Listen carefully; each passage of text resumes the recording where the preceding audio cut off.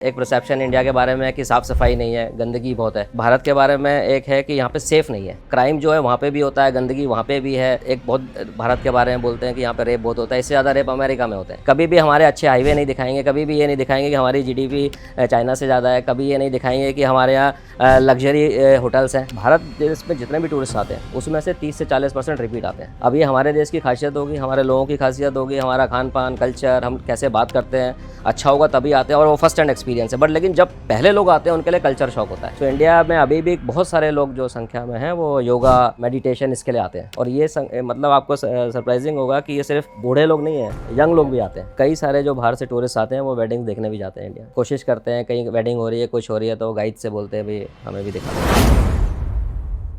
Alright दोस्तों, स्वागत है आपका एक और मजेदार एपिसोड में। जैसा कि आपको पता है हम आपके काम के कई तरीकों के टॉपिक्स पे एपिसोड लेकर आते रहते हैं। तो जैसा कि आपको पता है भाई, गर्मियों का सीज़न आ गया है, छुट्टियों का सीज़न है, आप लोग अपनी फैमिली के साथ घूमना फिरना प्लान कर रहे होंगे। पर मोदी जी ने अनाउंस कर दिया भाई कि विदेश मत जाओ, इंडिया में घूमो। और अक्सर हम ये देखते हैं कि जो अपर मिडिल क्लास लोग हैं, जो अफोर्ड कर सकते हैं, वो इंडिया के बाहर घूमना पसंद करते हैं। साथ ही साथ जो इंडियन लोग हैं वो भी आजकल बहुत घूमना पसंद कर रहे हैं, पर पहाड़ों पे जाम लग जाते हैं और जो स्पिरिचुअल जगह है वहाँ पे भीड़ बढ़ जाती है। और एक और चीज़ हम देखते हैं, न्यूज़ डिबेट्स जब होते हैं या जो लोग फॉरेन जाते हैं वो देखते हैं कि भाई दुनिया भर से लोग फॉरेन डेस्टिनेशंस पे ज़्यादा आ रहे हैं, पर इंडिया में लोग इतने कम क्यों आ रहे हैं। और अगर इंडिया में लोग आते हैं तो एक पर्टिकुलर एज के ऊपर के लोग होते हैं, मतलब ओल्ड लोग ज़्यादा होते हैं जो ताजमहल घूम रहे हैं, जयपुर घूम रहे हैं। बैग पैकर्स थोड़े कम आते हैं, सेफ्टी को लेके बहुत इश्यूज़ हैं इंडिया में। तो आज हमारे साथ जो मौजूद है शख्स वो है mister Ravi Gosai, Indian association of tour operators के प्रेसिडेंट है। और ये इनबाउंड टूरिज़्म यानी बाहर से जो लोग इंडिया घूमने आना चाहते हैं उनकी पूरा पैकेज अरेंज करते हैं, उनको घुमाते हैं। और इनकी पूरी एसोसिएशन है जिसमें 2000 से ज़्यादा मेंबर्स हैं। तो आज हम बात करेंगे कि इंडियन टूरिज़्म से रिलेटेड क्या क्या प्रॉब्लम्स ये लोग फेस करते हैं, जो फॉरेनर लोग आते हैं वो इंडिया के बारे में क्या सोचते हैं, क्या प्रॉब्लम्स फेस करते हैं और कैसे हम इसे इम्प्रूव कर सकते हैं। तो स्वागत करते हैं रवि सर का। Sir welcome to our show. Thank you ji. कैसे हैं आप? बहुत बढ़िया है जी। आजकल तो बिजी चल रहा होगा सर, आजकल टूरिज्म थोड़ा बढ़ रहा है, अब घूमने का सीज़न आ चुका है। हाँ देखिए, अगर डोमेस्टिक टूरिज़्म की बात करें, आउटबाउंड की, ये क्योंकि समर सीज़न छुट्टियों का सीज़न होता है इंडिया में और काफ़ी सारे लोग जो है स्कूलों की छुट्टियां होती हैं बच्चों को लेके घूमने जाते हैं। तो अब डोमेस्टिक और आउटबाउंड टूरिज़्म के हिसाब से देखेंगे तो ये हाई सीज़न है। बट बाहर के लोग इंडिया जो आते हैं वो सीज़न अभी कम है। हाँ, क्योंकि इंडिया डेस्टिनेशन जो है इनबाउंड की अक्टूबर से लेके अप्रैल तक चलती है। अच्छा, सो आजकल विंटर्स में, आजकल वैसे भी यहाँ पे ऑफ सीज़न है इनबाउंड टूरिज़्म को लेकर के। इस तरह से इस समय जो है सर, जैसे हम देखते हैं कि इंडिया में इतना पोटेंशियल है और इंडिया में इतनी सुंदर जगहें हैं, लैंडस्केप इतना ज़्यादा है, डेजर्ट भी है, माउंटेन्स भी हैं और बीचेस भी हैं, सब कुछ है इंडिया में, फिर भी फॉरेन टूरिस्ट इतना कम क्यों है इंडिया में? देखिए, आपने बिल्कुल सही कहा है कि इंडिया जो है, मेरे ख्याल में दुनिया में कोई ऐसा देश नहीं है जहाँ पे आपको सारी वेदर कंडीशन के हिसाब से टूरिज़्म डेस्टिनेशन मिलती हैं। चाहे वो हिमालय माउंटेन हो, चाहे डेजर्ट हो, चाहे वो आपके बीचेज़ हैं, हमारी 6000 किलोमीटर की कोस्ट लाइन है, चाहे वो आपको टी गार्डन्स देखने हैं, हिस्ट्री है, कल्चर है। मतलब कोई ऐसी चीज़ नहीं है जो टूरिज़्म के लिए या पर्यटक के लिए अच्छी नहीं होती है। लेकिन बावजूद इसके, क्योंकि इंडिया के बारे में एक परसेप्शन है दूसरे देशों में, जो कि यहाँ का जो मीडिया है वो चलाता रहता है कि जैसे कि तो भीड़ बहुत है। अब भीड़ सब जगह नहीं है, लेकिन जब आप बाहर के टीवी चैनल्स पे देखेंगे तो आपको ऐसा लगेगा कि इंडिया में सब जगह पे लाखों लोग रहते हैं। दूसरा है, यहाँ पे एक परसेप्शन इंडिया के बारे में है कि साफ़ सफाई नहीं है, गंदगी बहुत है। वो भी एक परसेप्शन है, क्योंकि जब मीडिया बाहर का दिखाता है तो वो सारी जो गंदी जगह हैं, स्लम्स है, वही दिखाता है। दूसरा तीसरी चीज़ क्या है कि भारत के बारे में एक है कि यहाँ पे सेफ़ नहीं है, एक ये भी कंसर्न। सो ये जो परसेप्शन है, ये परसेप्शन बहुत बुरा चल रहा है। सच भी है, क्योंकि जब फॉरेन टूरिस्ट आते हैं उनके साथ गलत काम हो जाना या उनके साथ स्कैम हो जाना, ये सबसे ज़्यादा कॉमन वो चीज़ें हैं जो होती रहती है लोगों की, और यही बाहर की न्यूज़ में वायरल भी होता है। देखिए, आप अगर आप ये देखेंगे कि भारत एक बहुत बड़ा देश है, अगर आप एवरेज आउट करेंगे कंपेयर टू अदर कंट्रीज़ तो वहाँ पे भी ये सब चीज़ें होती हैं। क्राइम जो है वहाँ पे भी होता है, गंदगी वहाँ पे भी है। अगर आप एक बहुत भारत के बारे में बोलते हैं कि यहाँ पे रेप बहुत होता है, इससे ज़्यादा रेप अमेरिका में होते हैं। लेकिन क्या है कि हमारे देश में क्योंकि पॉपुलेशन ज़्यादा है तो वो शायद परसेंटेज भी ज़्यादा होगी ये सब होने की, बट ऐसा नहीं है कि ये सिर्फ यही होता है। इसके अलावा क्या होता है, जब भी हिंदुस्तान टूरिस्ट आते हैं ज़्यादातर वो कंडक्टेड ट्रिप में आते हैं। उसका मतलब ये होता है वो टूर ऑपरेटर के संग पैकेज बुक करते हैं। जब वो पैकेज में आते हैं तो वो सेफ़ होते हैं, क्योंकि उनके साथ यहाँ पे गाइड होता है, उनके साथ गाड़ी चलती है, होटल उनको सेफ दिए जाते हैं, तो उसमें कोई प्रॉब्लम नहीं आती है। तो एक परसेप्शन है, जिस परसेप्शन को तोड़ना बहुत ज़रूरी है। पर सर कहीं ना कहीं जैसे इंडिया की जो इमेज है वो सबको लेके, मतलब सब जगह हो ही रहा है, आप कह रहे हो अमेरिका में भी हो रहा है और भी जगह हो रहा है, बट इंडिया ही बनना है मेजरली, तो इसे कह सकते हैं कि पीआर की कमी है। जैसे भाई इंडिया को वैसे प्रमोट नहीं करा जा रहा कि सेफ है या वो है, बल्कि वही चीजें चलती जा रही कि अनसेफ है, गंदा है, बेकार है बाहर के लोगों के लिए। देखिए आप बिल्कुल सही कह रहे हैं, क्योंकि क्या होता है कोई भी डेस्टिनेशन जो होती है परसेप्शन से चलती है। साउथ अमेरिका का मैं एग्जांपल लूँगा, ब्राज़ील हो गया, कोलंबिया हो गया, वो हमसे ज़्यादा नोटोरियस है, हमसे ज़्यादा क्राइम है वहाँ पे, लेकिन उनकी जो पीआर एक्टिविटी है, प्रमोशन है, वो अच्छी अच्छी चीज़ें ज़्यादा दिखाते हैं। तो लोगों के जो पर्यटक होता है उसके दिमाग में क्या आता है कि यार वो सब तो ठीक है, हमारे देश में भी ये सब जगह है, अच्छी चीज़ें कितनी है ज़्यादा है, तो वो उसको मोटिवेट करती है ट्रैवल करने के लिए। अनफॉर्चुनेटली आपने सही बोला, हमारे देश में एक अच्छे पीआर की, पॉजिटिव पीआर की बहुत कमी है। क्या होता है, वेस्टर्न मीडिया उनके इकोनॉमिक इंटरेस्ट हैं जो भी हैं, हमारी जो कमियां हैं वही दिखाते हैं। कभी भी हमारे अच्छे हाईवे नहीं दिखाएंगे, कभी भी ये नहीं दिखाएंगे कि हमारी जीडीपी चाइना से ज़्यादा है, कभी ये नहीं दिखाएंगे कि हमारे यहाँ लग्जरी होटल्स हैं। तो ये सब चीज़ें जो हैं हमें हैम्पर करती है। अब क्या है, जो चीज़ है हमारे पास उसको अगर आप बहुत ज़्यादा दिखाएंगे तो परसेप्शन चेंज उधर तो सर वो वाली वीडियोस चलती हैं जो स्ट्रीट फूड वाली, जो इंडिया की है ना, कि यहाँ पे फूड लगा के बना रहे हैं या कुछ और कर रहे हैं, पसीना यूज कर रहे हैं, मतलब पूरा ही गंदा वो चल रहा है बाहर। बिल्कुल बिल्कुल सही कह रहे हैं। और अनफॉर्चुनेटली इसमें थोड़ा बहुत दोष हमारे मीडिया का भी होता है। कंपटीशन के चक्कर में वो सनसनी खेज करने के लिए नेगेटिव न्यूज़ ज़्यादा चलाते हैं और इंटरनेशनल उन्हीं न्यूज़ को पिक करता है। सर हर साल ऐसी न्यूज़ भी आती है कि दिल्ली वाकई में अनसेफ है गर्ल्स के लिए, मतलब लिस्ट ऑफ सिटीज़ आती हैं और कंट्रीज आती है तो उसमें दिल्ली सबसे नंबर 1 पे रहता है। तो क्या इंडिया इसको ठीक करने के लिए क्या क्या स्टेप्स ले रहा है? देखिए पहली बात तो ये जो अनसेफ वाला डेटा है, ये डेटा आता है कितने केस रिपोर्ट हुए हैं। हाँ, हमारे देश में कई केसेस ऐसे होते हैं, खासकर फीमेल सेफ्टी के ऊपर, जिसमें थोड़ी सी भी कंप्लेंट अगर फीमेल करती है, गलती हो या ना हो, वो केस रिपोर्ट हो जाता है। बाहर के देशों में बहुत सारी चीज़ें ये माना ही नहीं जाता क्राइम। तो नंबर ऑफ रिपोर्टेड केसेस कितने उसके बेसिस पे इंडेक्स बनता है। तो वो एक थोड़ा सा एक गलतफहमी है जो कि दूर करने की ज़रूरत है।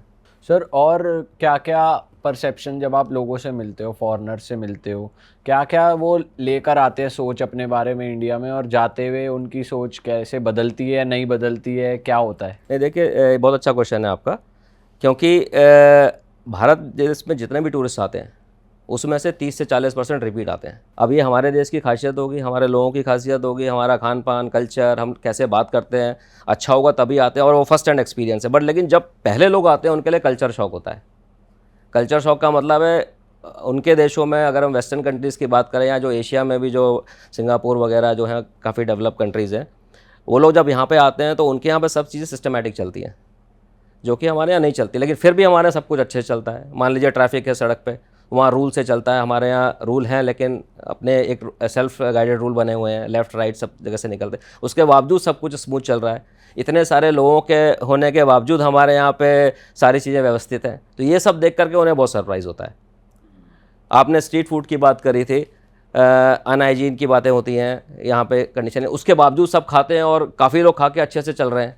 तो ये भी लोग देखते हैं। और मज़े की बात देखिए, कई सारे फॉरेन टूरिस्ट ये ट्राई भी करते हैं, है ना। ठीक है, उनके लिए कंडीशन थोड़ा सा अलग होती है बट वो ट्राई भी करते हैं। बीच में तो सर ये हो रहा था कि काफी सारे फॉरेन टूरिस्ट आ रहे थे बाहर से और दिल्ली की यही साइड दिखा रहे थे कि गार्बेज देखो और दिल्ली कितना गंदा है, स्पेसिफिकली डेरिवेटली ये कर रहे थे आके। तो ये भी बहुत बेकार चीज़ है। बेकार चीज़ है, मैं पॉलिटिकल उसमें जाना नहीं चाहता हूँ, लेकिन इंटरनेशनली इंडिया को ऐसे ही दिखाया जाता है ताकि हमारे देश में इन्वेस्टमेंट्स नहीं आए, इफेक्टेड हो। क्योंकि क्या होता है, जो भी बड़े इन्वेस्टमेंट्स वगैरह किसी कंट्री में जाती हैं तो ये सब कंडीशन भी मायने रखती है। तो वो सबको इम्पैक्ट करने के लिए ज़्यादातर जो मीडिया होता है नेगेटिव दिखाता है। और कहीं ना कहीं इसमें जो हमारी एक पॉजिटिव पीआर की बहुत ज़रूरत है हमारे देश को। मैं फिर से कह सकता हूँ, मुझे करीब 30 साल हो गए खुद का बिज़नेस चलाते हुए, टूर ऑपरेटर दुनिया भर में 90 देशों से ज़्यादा गया हूँ। कई लोगों से मैंने बातचीत की है, एवरेज 50% से ज़्यादा लोग जो इंडिया आए हैं सब लोग खुश रहते हैं और काफ़ी तारीफ़ करते हैं। सर मैक्सिमम कौन सी कंट्री से टूरिस्ट आते हैं इंडिया?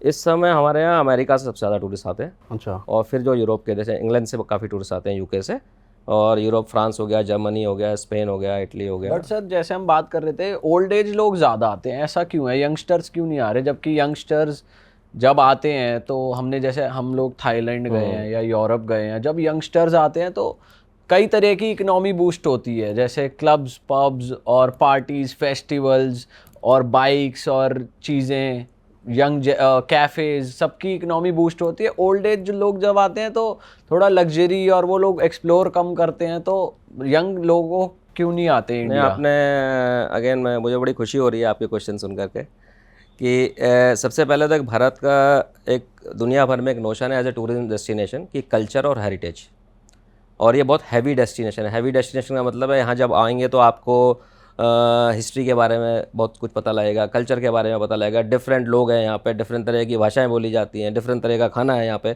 तो एक बहुत हैवी डेस्टिनेशन है। तो ज़्यादातर जो यंगस्टर होता है, बैकपैकर होता है, या यंग क्राउड जो होता है, उसको ज़्यादा पार्टी, जैसे आपने बोला, उसको पार्टी करनी है, उसको एंजॉय करनी है लाइफ, उसको लोकल से ज़्यादा मिलना है जहाँ पे यंग जनरेशन हो। तो ये हमारे देश में को इस तरह से नहीं देखा जाता है, पहली बात तो। दूसरी बात ये है कि एशिया में भी जब लोग आते हैं, सबसे पहले वो लोग थाईलैंड जाते हैं। कोई भी वेस्टर्न अगर एशिया आता है तो उसकी फर्स्ट डेस्टिनेशन है थाईलैंड हो गया, इंडोनेशिया हो गया, मलेशिया हो गया, फिर चाइना हो गया, जापान हो गया। उसके बाद जब घूम लेता है तब इंडिया आता है वो। तो एक वो परसेप्शन बनी हुई है, लेकिन मुझे लगता है धीरे धीरे जैसे अब इंडिया की यंग जनरेशन काफ़ी बाहर पढ़ रही है, तो वो लोग जब वहाँ के स्टूडेंट जो उनके साथ पढ़ रहे हैं, उनके साथ बातचीत करते हैं, मिलते हैं, तो वो अट्रैक्ट होते हैं। अब मैंने देखा है ट्रेंड थोड़ा सा बदला है, जब वही लोग जब शादी करने आते हैं इंडियंस यहाँ पे, तो उनके साथ करीब 20-25 दोस्त आते हैं वहाँ से। तो वो जो अब धीरे धीरे चेंज हो रहा है। फिर हमारे यहाँ पे अब क्या है, उस सेगमेंट को लेकर के भी अवेयरनेस बढ़ी है। आप देखेंगे बहुत सारे, हर शहर में नाइट क्लब्स हो गए हैं, हर शहर में अच्छे पब्स हो गए हैं। वो एक अट्रैक्शन है यंगस्टर के लिए। तो मुझे लगता है कि आने वाले समय में थोड़ा एक कॉस्ट भी एक फैक्टर होता है। जब आने वाले समय में और कनेक्टिविटी बढ़ेगी, अब हमारे यहाँ कोई गाड़ी लेके तो आ नहीं सकता, उसको फ़्लाइट से जाना पड़ेगा, क्योंकि हमारी लॉन्ग हॉल डेस्टिनेशन है और किनारे पे है अगर वर्ल्ड मैप में देखेंगे। तो वो अब जब और कनेक्टिविटी बढ़ेगी तो मेरे ख्याल में लगता है कि यंगस्टर भी धीरे धीरे आना शुरू होंगे। सर इसका रीज़न ये भी बनता है क्या कि इंडिया का वीज़ा लगाना टूरिस्ट, बाहर के फॉरेनर्स के लिए बहुत डिफिकल्ट होता है या नहीं नहीं, इंडिया का वीज़ा ई वीज़ा है, थोड़ी बहुत ऊपर नीचे वेबसाइट पे होता है कभी, बट बहुत आसान है वीज़ा। आपको 48 आवर्स के अंदर ई वीज़ा होता है, आपको वीज़ा मिल जाता है। वीज़ा फ़ी भी बहुत ज़्यादा नहीं, $25 लगते हैं। तो मेरे ख्याल में वीज़ा बहुत आसान है, वीज़ा की इतनी डिफ़िकल्टी नहीं है। और सर जैसे लोकल, जैसे जब टूरिस्ट आते हैं तो लोकल्स के बारे में आपसे इंटरेक्ट करते हैं कि इनका ऐसा बिहेवियर हो जाए तो बहुत अच्छा हो जाएगा, या ऐसी चीज़ें, कुछ ऐसे चेंजेस वो बताते हैं कि हमारे साथ ऐसा हो गया, कुछ उन्होंने एक्सपीरियंस बताया? आपको जान के आश्चर्य होगा, जितने भी फॉरेनर्स इंडिया आते हैं, क्योंकि जो हमारे देश में टूरिस्ट आते हैं 90% से ज़्यादा टूरिस्ट हमारी एसोसिएशन के मेंबर्स हैं, वो लोग हैंडल करते हैं। तो मैं उन सबका एक्सपीरियंस बता रहा हूँ, मेरा इंडिविजुअल एक्सपीरियंस नहीं है। मैक्सिमम लोग काफ़ी अट्रैक्टेड होते हैं इंडिया से, इंडिया के लोगों से। जो लोग सोचते थे या देखते थे, उनसे एकदम से अलग उनको पहचान बनती है। इंडिया बहुत वार्म कंट्री है, आपने देखा होगा। उसको लोग गलत भी लेते हैं कि टूरिस्ट पे चले जाएं, अगर फॉरेनर देख लें तो लोग उनसे बात करने की कोशिश करते हैं। वो एक क्यूरोसिटी है। इंडिया अभी क्योंकि वर्ल्ड से बहुत ज़्यादा टच में नहीं रहा है, अब धीरे धीरे खुल रहा है। जब यहाँ पे 8 से 9 मिलियन टूरिस्ट आते हैं अभी, अगर 50 मिलियन आने पड़ेंगे तो शायद इंडिया के लोग थोड़ा सा और स्टेबल हो जाएंगे। तो अभी उत्सुक काफ़ी हैं, तो ये उनको अच्छा भी लगता है। कभी कभी ज़्यादा हो जाता है क्योंकि हमारे यहाँ पॉपुलेशन बहुत है, बट मेरे ख्याल में ओवरऑल इंप्रेशन इंडियंस के बारे में बहुत अच्छा है। और सर जैसे घूमने की जगह हैं फॉरेनर्स के लिए, ज्यादातर उनके माइंड में ये रहता है कि ताजमहल चले जाओ, जो ओल्ड वाले आते हैं। तो ये क्या एक्सप्लोर नहीं करना चाहते ज्यादा कि लद्दाख साइड या पहाड़ों की तरफ जाएं? मतलब इनका क्या पॉइंट ऑफ व्यू होता है? देखिए, ताजमहल तो एक मार्की मोनूमेंट है इंडिया का। अब जैसे कोई अगर इंग्लैंड जाएगा तो लंदन जाएगा, फ्रांस जाएगा तो पेरिस जाएगा, अमेरिका जाएगा तो न्यूयॉर्क जाएगा। तो वो तो एक है, चाहे वो यंगस्टर है चाहे ओल्ड जनरेशन वाला, उससे फ़र्क नहीं पड़ता। ताजमहल एक उनके लिए मेन मोनूमेंट होता है कि हम इंडिया जा रहे हैं और नॉर्थ इंडिया गए तो इसको देखना है। बट इसके अलावा भी आप देखेंगे कि टूरिज़्म इस समय पूरे देश में फैला हुआ है, कम है ज़्यादा है। अब चूँकि अगर आप फ्रांस की भी बात करें, 100 मिलियन अगर टूरिस्ट फ्रांस में आते हैं तो उसमें से 60% तो पेरिस आते हैं। तो वो एक जनरल फेनोमेना है, तो ऐसा नहीं है कि वो इधर उधर नहीं जाता। अब जैसे राजस्थान के छोटे छोटे गाँवों में जाते हैं टूरिस्ट, केरला सब जगह जाते हैं, गोवा जाते हैं टूरिस्ट, लद्दाख भी जाते हैं। लद्दाख सीजनल है तो इसलिए वहाँ पे सिर्फ समर के मौसम में जाते हैं, बट सब जगह जाते हैं टूरिस्ट। सर एक गोवा इंडिया की बहुत पॉपुलर डेस्टिनेशन हुआ करती थी, अब कम हो गया है टूरिज़्म उधर भी। तो आप जब ऑपरेटर्स की एसोसिएशन है वो इसको कैसे देखते हैं? क्योंकि एक टाइम था कि गोवा में फॉरेनर्स ज़्यादा दिखते थे और लोकल्स कम दिखते थे अगर नॉर्थ गोवा साइड चले जाओ, बट अब फॉरेनर्स भी इतना प्रेफर नहीं कर रहे हैं गोवा को, और सब चीज़ें इंडिया में ही घूमना बहुत इंडियंस के लिए भी एक्सपेंसिव होता जा रहा है। तो ऐसा क्यों होता जा रहा है? देखिए, दो चीज़ें हैं इसमें। एक तो हर डेस्टिनेशन का एक सैचुरेशन पॉइंट आता है। जब एक डेस्टिनेशन बहुत ज़्यादा लोग जाने लगते हैं तो फिर उसको वो लोग नई डेस्टिनेशन ढूंढते हैं। सेकेंडली, आपने बोला एक वर्ड यूज़ किया, एक्सपेंसिव। तो ये है क्योंकि जब गोवा में काफ़ी टूरिस्ट आने लगे तो वहाँ पे काफ़ी संख्या में एकोमोडेशन भी आई, होटल्स भी आए, होम स्टे आ गए, आपने देखा होगा, कॉटेजेस आ गई हैं, एयरबीएनबी आ गई, विलाज आ गई। तो जब इतने ज़्यादा प्लेयर्स उसमें आ जाते हैं तो वहाँ पे कॉस्ट भी फ्लक्चुएट करती है और भीड़ भाड़ भी ज़्यादा हो जाती है। तो टूरिस्ट क्या होता है, वो जाना चाहता है जहाँ पे थोड़ा सा उसको शांति भी मिले, ये भी चाहता है, बट नॉट अगर वो 10 दिन के लिए 10 दिन उसको नहीं भीड़ भाड़ चाहिए, अगर उसमें से 2-3 दिन है तो चलेगा। तो इस कारण थोड़ा डेस्टिनेशन से फोकस शिफ्ट होता है लोगों का। दूसरा, एक अगर फॉरेनर की बात आप कर रहे थे तो गोवा में काफ़ी चार्टर फ्लाइट्स आती थी, रशिया से, यूके से, CIS कंट्रीज़ जो है यहाँ से चार्टर फ्लाइट्स बहुत आती थी। चार्टर फ्लाइट में वो लोग आते थे जो कि कम पैसे में आना चाहते थे घूमने। चार्टर तो महंगी नहीं होती नहीं, comparatively? चार्टर उसमें, चार्टर मतलब एक छोटे चार्टर नहीं होते थे, वो पूरा एक बड़ा प्लेन होता था, बट वो फिक्स चलते थे। फॉर एग्जांपल, मॉस्को से अगर दिल्ली चार्टर आया तो 10 दिन का चार्टर होता था, तो उसमें 300 लोग आए, वो उनका एक पूरा पैकेज होता था उसमें होटल के साथ, और वो स्टे करते थे, फिर वापस चले जाते थे 10 दिन बाद, फिर दूसरी फ्लाइट आती थी। तो वो अब प्राइस चूँकि बढ़ गई है तो वो काफ़ी कम हो गए चार्टर थे, इसलिए भी एक है कि आपको फॉरनर कम दिखते हैं अभी।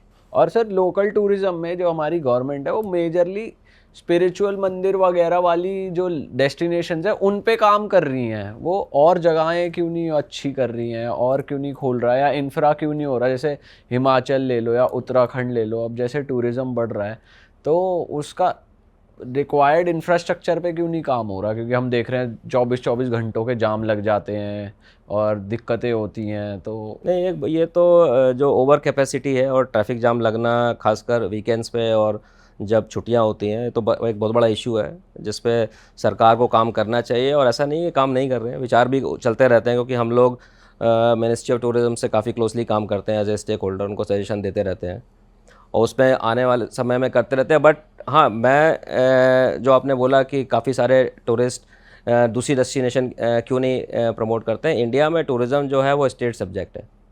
तो हर स्टेट का अपना एक टूरिज़्म मंत्रालय होता है, उसकी अपनी एक टूरिज़्म डिपार्टमेंट होता है जो प्रमोशन करता है अपनी स्टेट का। अब कौन सा स्टेट ज़्यादा करती है कम करती है उसका फ़र्क पड़ता है। अब जैसे गोवा बहुत प्रमोशन करती थी तो उसके पास बहुत ज़्यादा टूरिस्ट आते थे। अभी पीछे MP ने बहुत प्रमोशन शुरू किया तो वहाँ पे टूरिस्ट आने लगे हैं। और इसी तरह से केरला बहुत प्रमोशन करती है तो केरला में बहुत टूरिस्ट आते हैं।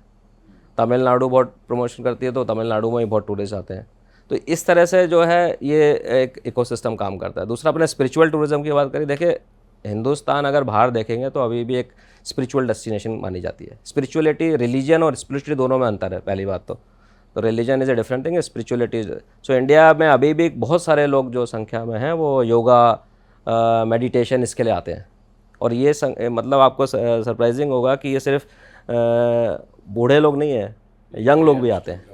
आप ऋषिकेश चले जाइए, आश्रमों में आधे से ज़्यादा यंग लोग आते हैं जो मेडिटेशन के लिए आते हैं, उसके लिए आते हैं। सर, बट ऋषिकेश के लिए भी हमने सुना है कि टूरिज्म थोड़ा कम हो गया कंपैरेटिवली अब। नहीं, ऋषिकेश में तो बहुत मतलब ओवर कैपेसिटी हो गई है, फॉरेनर्स काफ़ी की होटल्स मैं आ बात गए कर रहा हूँ हैं। पर्टिकुलरली कि फॉरेनर्स, चलो मैंने बोला ना, जहाँ जहाँ पे भीड़ बढ़ेगी वहाँ से फॉरेनर हटेगा, क्योंकि वो उसके आदी नहीं है। तो हमें चाहिए कि नई नई डेस्टिनेशंस आएँ, सिमिलर स्केल पे आएँ, सिमिलर लेवल पे आएँ, जिसके लिए गवर्नमेंट की स्कीमें होती हैं। एक उनकी देखो, अपना देश उन्होंने कैंपेन चलाया था, स्वदेश दर्शन एक स्कीम है जिसमें वो इन्वेस्ट करते हैं इंफ्रास्ट्रक्चर पे। तो नई नई डेस्टिनेशन को पैसे देते हैं हर स्टेट में कि आप डेवलप करो। बट क्या होता है, एक डेवलपमेंट इंफ्रास्ट्रक्चर बनाना एक चीज़ है, उसका प्रमोशन करना एक चीज़ है। सो जिस स्पीड से अगर आप इंफ्रा पे काम करते हैं उसी स्पीड से प्रमोशन पे भी काम होना चाहिए, दोनों हैंड इन हैंड जाते हैं ना। सर, जब ट्रैवलिंग की बात आती है ना, इंडियंस को लेकर ना अक्सर ऐसी परसेप्शन बनाया जाता है कि ये इनमें सिविक सेंस नहीं है, कुछ नेगेटिव चीज़ें इंडियंस को लेके फैली हुई हैं सोशल मीडिया भी, बाहर भी। सिंस आप फॉरेनर्स के साथ ज़्यादा डील करते हो, तो ऐसा कुछ आपको नेगेटिव फीडबैक सुनने को मिला है इन दीज ईयर्स, इतने सालों में आपने काम करा है, कि यार हाँ फॉरेनर्स ने भी कुछ गलत करा है और कुछ नेगेटिव फीडबैक आपको सुनने को मिला है कुछ ऐसा? हाँ, देखिए होता है ऐसा, ऐसी बात नहीं है। मैंने अगेन बोला कि हमारी संख्या ज़्यादा है कंपेयर टू फॉरेनर्स। तो वैसे केसेस हमारी तरफ से ज़्यादा आएंगे कि नेगेटिव फीडबैक वाले कंपेयर टू फॉरेनर की तरफ से। तो बिहेवियर वाली चीज़ें वहाँ से भी होती हैं, बट मुझे फिर भी लगता है कि किस इंडियंस, लेवल पे होती है, क्या सुना है आपने, कुछ बता जैसे सकते मैं हैं आप? एक आपको देता हूँ, इंडियंस को चाहिए कि थोड़ा सिविक सेंस अपना अच्छा करें। टूरिस्ट के साथ बिहेवियर ठीक है, आपको किसी को जानना है अच्छी बात है, बट आप उसको हैरेस ना करें। वो घूमने आया, आप ये सोचिए अगर आप कहीं जाते हैं, आपको 10-15 लोग घेर लें वहाँ के, तो आपको कैसा लगेगा? आप साइट एंजॉय कर रहे हैं। तो इस तरह की जो चीज़ें हैं वो नहीं होनी चाहिए। और ख़ासकर फॉरेनर की हैं, तो कई फॉरेनर सोचते हैं कि इंडिया में सारे गरीब लोग रहते हैं, तो वो हर जगह सोचते हैं कि वो फिर कि कोई अगर मेरे पास आया तो उनके दिमाग में परसेप्शन होता है अब ये मुझसे पैसे मांगेगा या अब मुझसे कमाने की कोशिश करेगा। तो एक ये थोड़ा सा एक मिथ है जिससे कि उनका बिहेवियर कभी कभी उससे इन्फ्लुएंस होता है, तो वो थोड़ा ठीक होना चाहिए। और सर वेडिंग्स को लेके भी फॉरेनर टूरिस्ट जो हैं वो काफ़ी एक्साइटेड रहते हैं, तो स्पेशली हमने ये भी सुना है कि वो पैसे भी देते हैं कि हमें शादी में जाने दो। तो ऐसा बहुत होता है, आपको बोलते हैं, रिक्वेस्ट इंडियन करते हैं? वेडिंग तो बहुत फैंसी है वैसे भी दुनिया भर में। अगर आप कंपेयर करें वेस्ट से, तो वेस्ट में वेडिंग के नाम पे कुछ होता ही नहीं है। वहाँ पे आप चर्च जाके वेडिंग करते हैं और एक रिसेप्शन रख लिया। पर इंडिया में जो डांसेस होते हैं, जो कलरफुल कपड़े पहनते हैं लोग, जो एक ग्रैंडोर होता है, वो सब नहीं है। तो कई सारे जो बाहर से टूरिस्ट आते हैं वो वेडिंग देखने भी जाते हैं इंडिया में, कोशिश करते हैं कहीं वेडिंग हो रही है, कुछ हो रही है, तो गाइड से बोलते हैं भाई हमें भी दिखा दो। तो उसके पैसे भी देने को कई तैयार होते कई हो? कई कई कंपनीज हैं जो इसको प्रमोट करती हैं कमर्शियली भी, और मुझे लगता है बुराई भी नहीं है। अपना कल्चर जितना दिखाया जाए उतना अच्छा है। कई लोग मॉक वेडिंग भी करते हैं यहाँ पे, कई फॉरेनर्स आकर के यहाँ टेंपल में इंडियन स्टाइल में मॉक वेडिंग भी करते हैं, तो उसके भी पैसे देते हैं। सर अब तो इंडिया में भी फेक वेडिंग कल्चर काफ़ी शुरू हो गया कि लोग बस तैयार होके आके पार्टी कर रहे हैं, ये सब भी हो रहा है। सुना आपने बिल्कुल, इसके बिल्कुल। बारे में? हाँ हाँ, बिल्कुल बिल्कुल चल रहा है ये। फॉरेनर्स तो आके करते थे यहाँ पे, करते हैं भी अभी भी, क्योंकि उनको लगता है कि एक हमें भी एक फ़ोटो एल्बम रेडी हो जाएगी हमारी इंडियन वेडिंग में।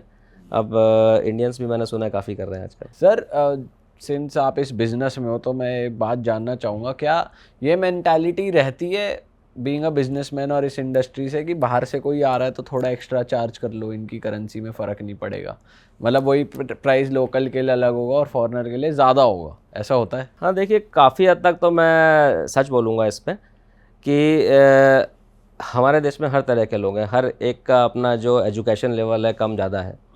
तो वो ऐसा सोचते हैं कि यार उनको सबसे पहले तो समझना चाहिए कि हर फॉरेनर अमीर नहीं होता, उससे ज़्यादा अमीर हमारे यहाँ का मिडिल क्लास है। तो कोशिश करनी चाहिए जो वाजिब दाम होते हैं, जैसे आप विदेशों में भी जाते हैं, अगर एक चीज़ की अगर $1 कीमत है तो वो उसके लोकल के लिए भी उतनी होगी, फॉरेनर के लिए भी उतनी होगी। यहाँ पे कई जगह पे कई शॉप्स पे ऐसा होता है, फॉरेनर को देख के प्राइसेस बढ़ा दी जाती है। नॉर्मली टूरिस्ट प्लेसेस पे होता है, तो मेरे ख्याल में वो एक गलत मैसेजिंग होती है, तो उसको नहीं होना चाहिए। और सर कितना एक्सपेंसिव है इंडिया घूमना? बाहर के लोगों को एक्सपेंसिव लगता है, सस्ता लगता है इंडिया नहीं, घूमना? अभी अगर बहरहाल कोविड के बाद देखें तो इंडिया काफ़ी एक्सपेंसिव हो गया है। उसका एक सबसे बड़ा कारण है कि हमारा जो डोमेस्टिक टूरिज़्म है वो बहुत बढ़ गया है। करीब 300 करोड़ लोग ट्रैवल करते हैं, एक डेटा है अभी रिसेंटली 2024 का डेटा है। 300 करोड़ इंडियंस एक डेस्टिनेशन दूसरे डेस्टिनेशन पूरा ट्रैवल करते हैं। उससे क्या हुआ है कि हमारे सारे होटल्स फुल हो गए। आपने खुद देखा होगा आजकल अगर आप दिल्ली एनसीआर में 5 स्टार होटल में जाएंगे, कोई भी 10-15 हज़ार से नीचे नहीं मिलेगा। तो 10-15 हज़ार का मतलब है सिमिलर प्राइस पे आपको यूरोप में भी होटल मिल जाते हैं $100-150 में। और जब ये एक्सपेंसिव हो गया तो लोगों के लिए भी, उनके लिए भी एक्सपेंसिव हो गया। और कंपेयर करें आप अपने इंडिया को, थाईलैंड हो गया या श्रीलंका हो गया, मलेशिया हो गया, वहाँ पे प्राइसेस अभी भी रीज़नेबल है। तो इसमें डिमांड एंड सप्लाई है, इसमें मतलब किसी का दोष नहीं है, क्योंकि टूरिज़्म बढ़ गया। और इंडियंस क्या है कि पहले जब ट्रैवल करते थे तो सिर्फ अपने रिश्तेदारों के घर जाते थे। अगर आप लोग देखेंगे आपकी जनरेशन में पेरेंट्स, अब आप छोटे रहे होंगे तो आपको अपने दादा दादी नानी के घर पे ले जाते थे। अब क्या है कि डिफरेंट हो गया, अब आप घूमने जाना चाहते हैं तो आप होटल में रुकते हैं, आप एयरबीएनबी लेते हैं, आप कैब हायर करते हैं। तो वो सब चीज़ों से थोड़ा सा प्राइस बढ़ा है, और उसके कंपैरिजन में जो सप्लाई आनी थी वो नहीं आई है। तो उतने ही होटल्स भी आने चाहिए, उतनी ही गाड़ियाँ भी बढ़नी चाहिए, तो वो थोड़ा सा स्लो है। सर आपको लगता है कि इंडिया में ये हॉस्टल वाला कल्चर कम है कि ट्रैवलर्स आ रहे हैं हॉस्टल में रुक रहे हैं? बिकॉज अगर हम भी ट्रैवल करते हैं कहीं बाहर जाके तो हम देखते हैं मोस्टली हम हॉस्टल्स प्रेफर करते हैं, हमारे लिए वो सही रहता है। फॉरेनर्स भी इनफैक्ट हॉस्टल्स ही प्रेफर करते हैं। तो इंडिया में हॉस्टल वाला कल्चर थोड़ा कम आपको लगता है? उसका एक सबसे बड़ा कारण है कि हमारे यहाँ पे लैंड कॉस्ट बहुत एक्सपेंसिव है। तो कोई भी हॉस्टल बनाना नहीं चाहता है, क्योंकि उसमें उसको एक कॉस्ट नहीं निकलेगी। तो आप मान लीजिए आप अगर करोल बाग में कोई एक 100 गज के प्लॉट पे हॉस्टल बनाएंगे तो आप कभी पैसे अपने निकाल ही नहीं पाएंगे। कंपेयर टू आप होटल बना देंगे तो शायद पैसे निकाल लेंगे।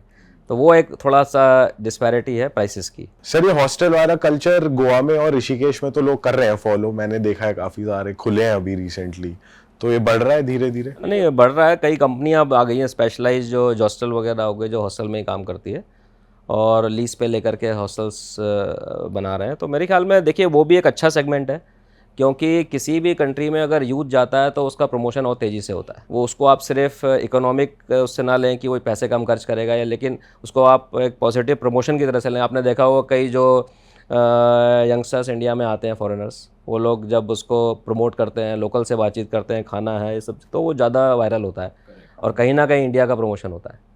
तो ये एक सेगमेंट है जिस पे काम होना चाहिए मुझे लगता है। सर जैसे अभी विंटर्स का टाइम होता है, पीक पोल्यूशन का टाइम हो जाता है इंडिया में, तो उसकी वजह से टूरिज्म अफेक्ट होता है। आपने देखा है आपके काम में डाउनफॉल आया है बाहर के नहीं, लोगों बिल्कुल का? होता है, क्योंकि एक पॉल्यूशन एक जेन्युइन प्रॉब्लम है। फॉरेनर की बात तो बाद में करें, अगर हमारे जैसे दिल्ली एनसीआर में जो पॉल्यूशन होता है, अगर कोई मुंबई से आता है वही परेशान हो जाता है। करेक्ट। तो लोग अवॉइड करते हैं नवंबर में, स्पेशली नवंबर दिसंबर में जब हमारा पॉल्यूशन पीक पे होता है, तो लोग दिल्ली को आजकल स्किप करने लगे हैं, लैंड करके आगरा चले जाते हैं, जयपुर निकल जाते हैं। तो अफेक्टेड तो होता है। और क्या होता है दूसरा, आपकी बहुत एक बेकार पब्लिसिटी होती है दुनिया भर में। लोगों को लगता है कि India is a polluted country. अब वही है अगेन की परसेप्शन वाली चीज़ है। वो देखते हैं पॉल्यूशन की प्रॉब्लम सिर्फ दिल्ली में होती है या दिल्ली एनसीआर में होती है, बाकी जो दूसरी जगह राजस्थान चले जाओ, केरला चले जाओ, गोवा चले जाओ, और कहीं नहीं होती है। तो वो एक थोड़ा सा मैसेजिंग की यहाँ पे एक ज़रूरत है काफ़ी। मतलब पीआर पे स्पेंड करना चाहिए इंडिया को अपनी। और क्या क्या आप सजेशन देना चाहोगे लोगों को जो घूम रहे हैं, या कोई जगह आप रेकमेंड करना चाहोगे कि जो अभी लोगों को कम पता है पर बहुत सुंदर जगह है? नहीं, मुझे तो क्योंकि आजकल सोशल मीडिया का ज़माना है, तो मेरी तो मतलब आपके व्यूअर्स से जो भी देखने वाले हैं, यंगस्टर्स ज़्यादा हैं, मैंने सुना है कि यही है कि जो इंडिया की अच्छी चीज़ें हैं उसको आप प्रमोट करें। एक रिस्पॉन्सिबिलिटी बनती है एक सिटीजन होने के नाते सबकी। जो चीज़ बुरी है वो तो है ही बुरी, आपको अच्छी चीज़ें दिखाना चाहिए। अगर मेरे शहर में कोई गंदगी है तो आप ये दिखाएं कि उस गंदगी को कोई साफ़ भी तो करता है, उसको दिखाया जाए। एक मैंने एग्जांपल कोट किया है ये। तो अच्छी से अच्छी चीज़ें दिखाएं अपने देश के बारे में, खाने के बारे में, कल्चर के बारे में। कोई अच्छे काम कर रहा है उसको दिखाएं, तो उससे क्या होगा कि देश की एक अच्छी इमेज बनेगी। ये ना सिर्फ इमेज इंडिया के बाहर, इंडिया के अंदर भी बनेगी। क्योंकि बहुत से लोग हैं, जैसे आप अगर दिल्ली में रहते हैं तो मुंबई वाले दिल्ली के बारे में क्या सोचते हैं, या साउथ वाले दिल्ली के बारे में क्या सोचते हैं। तो इस तरह से आपको एक इमेज बनाना बहुत ज़रूरी है। कुछ जगह आप रेकमेंड करना चाहते हो कि भाई इन जगहों पे घूमने चले जाओ विद इन इंडिया? देखिए मुझे सबसे एक तो इम्पॉर्टेंट बात यह है कि आप लोग सफ़र के लिए जाएं, सफ़र होने ना जाएं। वीकेंड्स पे कोई भी जो ऑलरेडी प्रमोटेड डेस्टिनेशन है उसको अवॉइड करें। आपको शिमला जाने की ज़रूरत नहीं है, मसूरी जाने की ज़रूरत नहीं है। लेकिन अगर पहाड़ में ही जाना है तो हिमाचल में ही बहुत सारे ऑल्टरनेटिव, उत्तराखंड में बहुत सारे ऑल्टरनेटिव प्लेसेस हैं, आप जा सकते हैं। क्योंकि मेन मकसद आपका जब हॉलीडे पे जाने का होता है तो रिलैक्सेशन होता है। पार्टी आप अपने शहर में भी कर सकते हैं। तो अगर कहीं बाहर जाते हैं, आपको रूम में बैठ के पार्टी करिए, ज़रूरी नहीं है आपको नाइट क्लब ढूंढना है। तो इसलिए मुझे लगता है कि आपको रिलैक्स करने, नेचर से कनेक्ट होने के लिए जाना चाहिए। वो बीच भी हो सकता है, नेचर पहाड़ भी हो सकते हैं। तो ये वरना क्या होगा आने वाले समय में, जैसे गोवा का हर्ष हुआ है ओवर टूरिज्म के कारण, काफ़ी कमर्शियल हो गया है, तो लोग अब मन टूट गया लोगों का वहाँ से, अब नई डेस्टिनेशन ढूंढने लगे। अब कई सारे जैसे आंध्र प्रदेश है, कई दूसरे जो राज्य हैं, महाराष्ट्र है, वो लोग कोशिश कर रहे हैं नई बीच डेस्टिनेशन बनाने के लिए। तो मुझे लगता है कि आने वाले समय पे आप और नई डेस्टिनेशन देखेंगे। ऑल राइट सर, इस एपिसोड को करेंगे हम यहीं पे ख़त्म। बहुत मज़ा आया आपसे बात करके। उम्मीद है जनता को भी बहुत कुछ नया जानने को मिला होगा, और हम भी जाते जाते यही मैसेज देंगे आपको कि भाई अपने देश की अच्छी अच्छी चीज़ें दिखाओ, अच्छा अच्छा कंटेंट डालो अपनी कंट्री के बारे में। और क्योंकि हम लोगों की वीडियोज़ ही बाहर पिक होती हैं, तो एटलीस्ट हम मेक श्योर करें कि अपनी कंट्री के बारे में हम अच्छा ही करें, और कभी दूसरी कंट्री में जाएँ तो थोड़ा सा ध्यान रखें। बाकी मिलेंगे हम आपसे नए एपिसोड में। Till then bye bye, take care, see you, tata. Thank you.